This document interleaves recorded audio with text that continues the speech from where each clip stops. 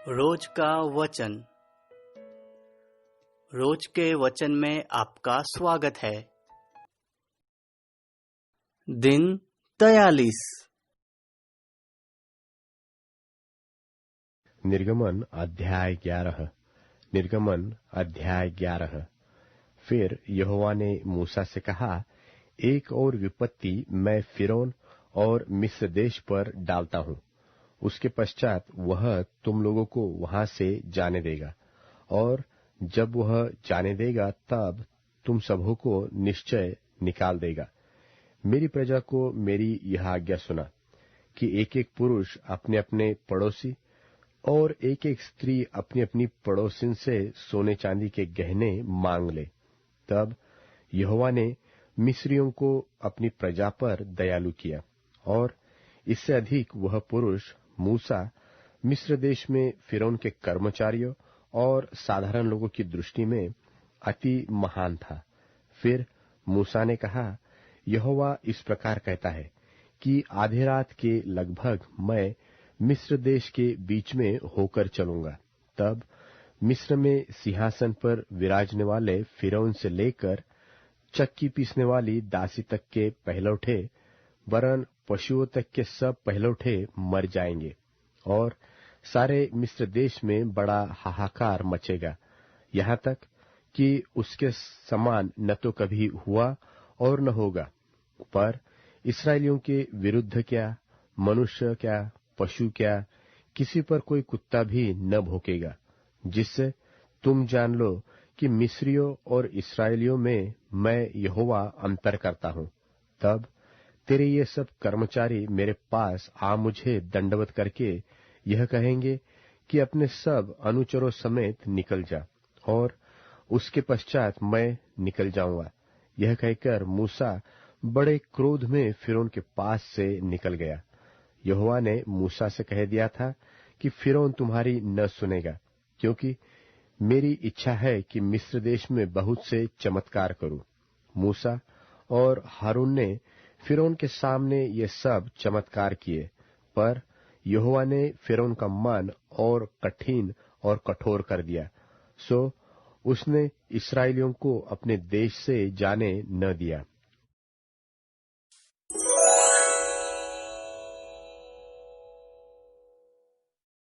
निर्गमन अध्याय 12। निर्गमन अध्याय 12। फिर यहोवा ने मिस्र देश में मूसा और हारून से कहा कि यह महीना तुम लोगों के लिए आरंभ का ठहरे, अर्थात वर्ष का पहला महीना यही ठहरे। इस्राएल की सारी मंडली से इस प्रकार कहो कि इसी महीने के 10वें दिन को तुम अपने अपने पितरों के घरानों के अनुसार घराने के पीछे एक एक मेमना ले रखो, और यदि किसी के घराने में एक मेमने के खाने के लिए मनुष्य कम हो, तो वह अपने सबसे निकट रहने वाले पड़ोसी के साथ प्राणियों की गिनती के अनुसार एक मेमना ले रखे, और तुम हर एक के खाने के अनुसार मेमने का हिसाब करना। तुम्हारा मेमना निर्दोष और पहले वर्ष का नर हो, और उसे चाहे भेड़ों में से लेना चाहे बकरियों में से, और इस महीने के 14वें दिन तक उसे रख छोड़ना। और उस दिन गोधूली के समय इस्राएल की सारी मंडली के लोग उसे बलि करें। तब वे उसके लोहू में से कुछ लेकर जिन घरों में मेमनों को खाएंगे, उसके द्वार के दोनों अलंगों और चौखट के सिरे पर लगाए, और वे उसके मांस को उसी रात आग में भूंजकर अखमीरी रोटी और कड़वे सागपात के साथ खाए। उसको सिर पैर और अतड़ियों समेत आग में भूंजकर खाना, कच्चा व जल में कुछ भी पकाकर न खाना, और उसमें से कुछ बिहान तक न रहने देना। और यदि कुछ बिहान तक रह भी जाए तो उसे आग में जला देना। और उसके खाने की यह विधि है कि कमर बांधे, पांव में जूती पहने और हाथ में लाठी लिए हुए उसे पूर्ति से खाना। वह तो यहोवा का पर्व होगा, क्योंकि उस रात को मैं मिस्र देश के बीच में होकर जाऊंगा और मिस्र देश के क्या मनुष्य क्या पशु सबके पहिलौठों को मारूंगा और मिस्र के सारे देवताओं को भी मैं दंड दूंगा। मैं तो यहोवा हूँ। और जिन घरों में तुम रहोगे उन पर वह लोहू तुम्हारे निमित्त चिन्ह ठहरेगा, अर्थात मैं उस लोहू को देखकर तुमको छोड़ जाऊंगा। और जब मैं मिस्र देश के लोगों को मारूंगा तब वह विपत्ति तुम पर न पड़ेगी और तुम नाश न होगे। और वह दिन तुमको स्मरण दिलाने वाला ठहरेगा और तुम उसको यहोवा के लिए पर्व करके मानना। वह दिन तुम्हारी पीढ़ियों में सदा की विधि जानकर पर्व माना जाए। 7 दिन तक अखमीरी रोटी खाया करना। उसमें से पहले ही दिन अपने अपने घर में से खमीर उठा डालना। वरन जो कोई पहले दिन से लेकर 7वें दिन तक कोई खमीरी वस्तु खाए वह प्राणी इस्राएलियों में से नाश किया जाए। और पहले दिन एक पवित्र सभा और 7वें दिन भी एक पवित्र सभा करना। उन दोनों दिनों में कोई काम न किया जाए, केवल जिस प्राणी का जो खाना हो उसके काम करने की आज्ञा है। इसलिए तुम बिना खमीर की रोटी का पर्व मानना, क्योंकि उसी दिन मानो मैंने तुमको दलदल करके मिस्र देश से निकाल दिया है। इस कारण वह दिन तुम्हारी पीढ़ियों में सदा की विधि जानकर माना जाए। पहले महीने के 14वें दिन की सांझ से लेकर 21वें दिन की सांझ तक तुम अखमीरी रोटी खाया करना। 7 दिन तक तुम्हारे घरों में कुछ भी खमीर न रहे, वरन जो कोई किसी खमीरी वस्तु को खाए, चाहे वह देशी हो चाहे परदेशी, वह प्राणी इस्राएलियों की मंडली से नाश किया जाए। और कोई खमीरी वस्तु न खाना। अपने सब घरों में बिना खमीर की रोटी खाया करना।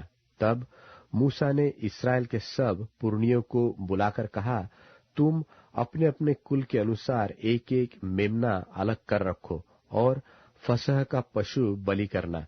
और उसका लोहू जो तसले में होगा उसमें जूफा का एक गुच्छा डुबाकर उसी तसले में के लोहू के द्वार के चौखट के सिरे और दोनों अलंगों पर कुछ लगाना।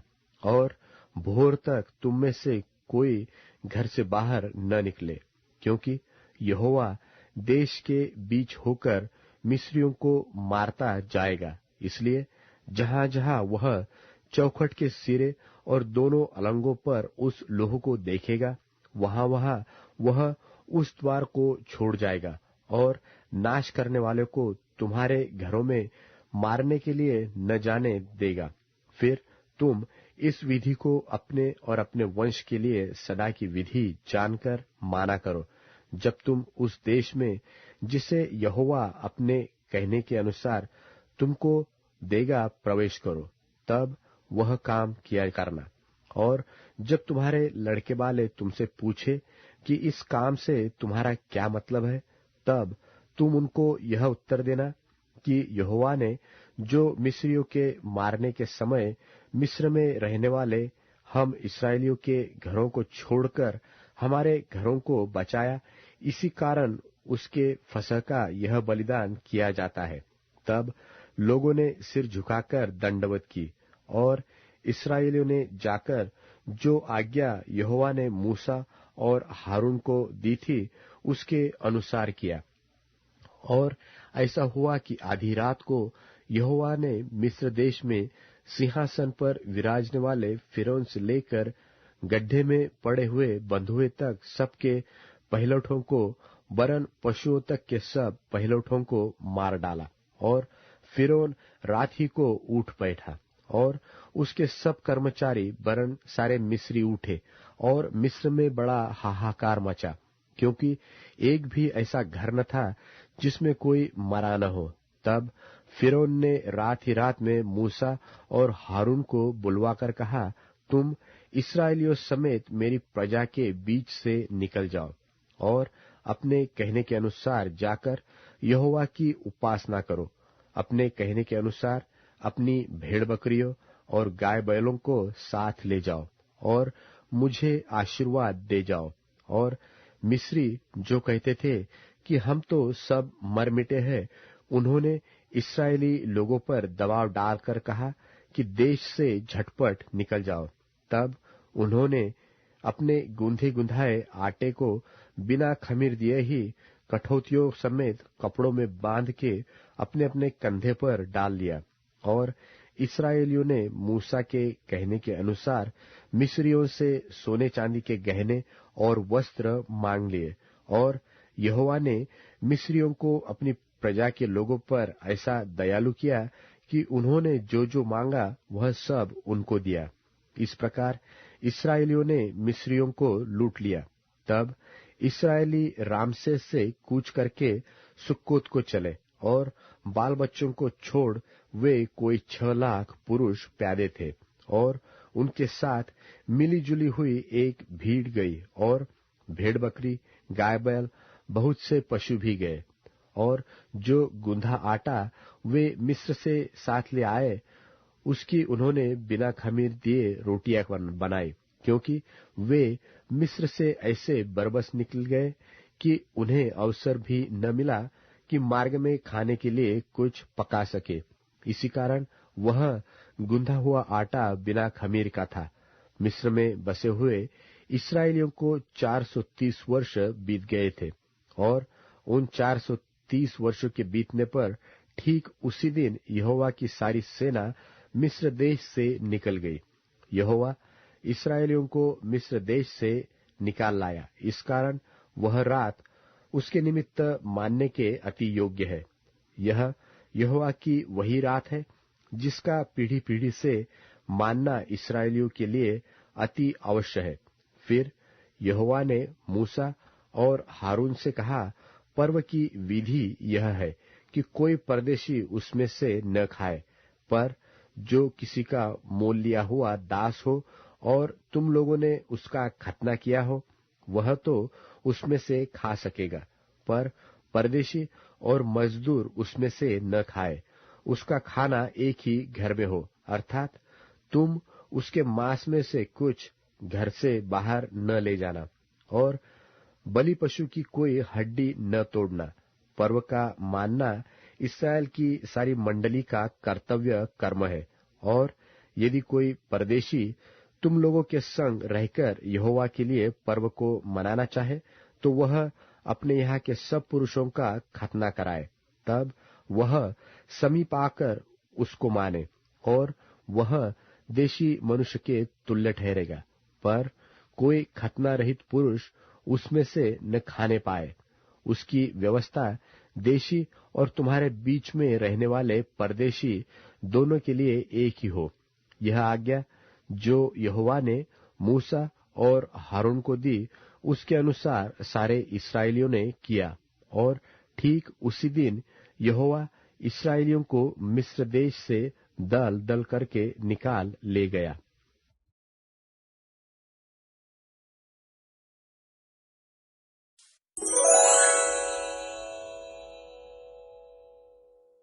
यीशु गवर्नर के सामने खड़े किए गए और गवर्नर ने उनसे पूछा, क्या तुम यहूदियों के राजा हो? यीशु ने जवाब में कहा, तुम खुद ऐसा कह रहे हो। प्रधान पुरोहितों और बुजुर्ग नेताओं के आरोप लगाने पर भी यीशु ने कोई जवाब नहीं दिया। तब पिलातुस ने उनसे कहा, क्या तुम सुन रहे हो कि वे तुम्हारे खिलाफ गवाही दे रहे हैं? यीशु ने उनसे एक भी शब्द नहीं कहा, जिससे गवर्नर को बड़ी हैरानी हुई। उस त्योहार के दिन हर साल गवर्नर लोगों की पसंद के अनुसार एक कैदी को छोड़ दिया करता था। उस समय बरअब्बा नाम का एक बहुत खतरनाक कैदी था। इसलिए जब वे इकट्ठे थे, पिलातुस ने उनसे कहा, तुम्हारे लिए मैं किसको छोड़ दूं, बरअब्बा को या मसीह कहलाने वाले यीशु को? उसे मालूम था कि यीशु को ईर्ष्या की वजह से उसके हाथ सुपुर्द किया गया था। जब वह न्याय आसन पर बैठा था, उसकी पत्नी ने यह संदेश भेजा, इस बेगुनाह आदमी के साथ कुछ भला बुरा ना करना। मैंने आज रात स्वप्न में देखा है कि इसकी वजह से मैंने बहुत पीड़ा सही। लेकिन प्रधान पुरोहितों और बुजुर्ग अगुओं ने भीड़ को उकसाया कि वे बरअब्बा को बचा लें और यीशु को मरवा डालें। गवर्नर ने पूछा, तुम इन दोनों में से किसको आजाद देखना चाहते हो? उन्होंने कहा, बरअब्बा को। पिलातुस ने उनसे कहा, तब मसीह कहलाने वाले यीशु के साथ मैं क्या करूं? उन सबों ने ऊंची आवाज से कहा, उसे क्रूस पर चढ़ाया जाए। गवर्नर ने कहा, क्यों? उसने क्या बुराई की है? वे और ऊंची आवाज से चिल्लाए, उसे क्रूस पर चढ़ाया जाए। जब पिलातुस ने देखा कि मामला सुलझने के बजाय बिगड़ता जा रहा है, उसने भीड़ के सामने अपने हाथों को ये कहते हुए धोया, मैं इस निरपराध इंसान के खून से मुक्त हूँ, अब तुम ही देखते बैठो। तब सभी लोगों ने जवाब दिया, इसके खून की सजा हमें और हमारी पीढ़ियों को मिले। तब पिलातुस ने उनके लिए बरअब्बा को आजाद कर दिया और यीशु की पिटाई कराने के बाद उन्हें क्रूस की सजा दिए जाने के लिए सौंप दिया। तब गवर्नर के सिपाही यीशु को गवर्नर के महल में ले गए और उनके चारों तरफ सिपाहियों का मजमा लग गया। उनके कपड़ों को उतार कर उन्हें बैंजनी चोगा पहनाया गया। कांटों का ताज बनाकर उन्होंने यीशु के सिर पर रखा और हाथ में एक सरकंडा दे दिया। उनके सामने गिरकर उनकी हंसी उड़ाते हुए वे कहने लगे, यहूदियों के राजा प्रणाम। उन्होंने यीशु के मुंह पर थूका और सरकंडे से सिर पर मारा। हंसी उड़ाने के बाद उन्होंने उनके बैंजनी चोगे को उतारकर उन्हीं के कपड़े पहनाकर क्रूस पर चढ़ाने चल दिए। बाहर आने के बाद उन्होंने शिमोन कुरेनी को पकड़ा और जबरदस्ती उसके ऊपर क्रूस लाद दिया। जब वह खोपड़ी कहलवाने वाले स्थान गुलगुता तक पहुंचे, उन्होंने यीशु को पीने के लिए सिरका और पित्त मिला हुआ दाखरस दिया। उसको चखते ही यीशु ने पीने से इनकार कर दिया। उन्होंने यीशु को क्रूस पर चढ़ाकर चिट्ठी उठाई और उनके कपड़े आपस में बांट लिए। तभी नबी के कहे हुए शब्द पूरे हुए कि उन्होंने आपस में मेरे कपड़े बांट लिए और मेरे कपड़ों पर चिट्ठी उठाई। वहीं बैठे बैठे वे यीशु को ताकते भी रहे। यीशु के सिर के ऊपर उन्होंने ये आरोप लिख दिया, ये यहूदियों के राजा यीशु हैं। उसी समय यीशु के साथ 2 चोरों को भी लटकाया गया, एक को दाहिनी तरफ और दूसरे को बाईं तरफ।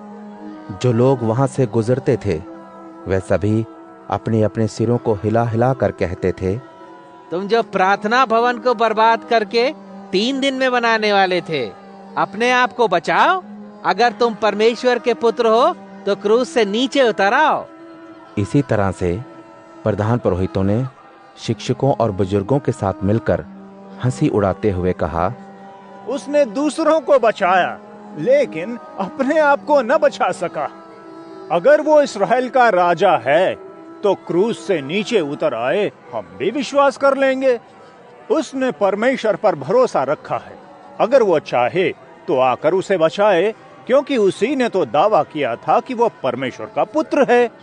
इसी तरह से उन दोनों चोरों ने भी, जिन्हें दोनों तरफ लटकाया गया था, यीशु की हंसी उड़ाई।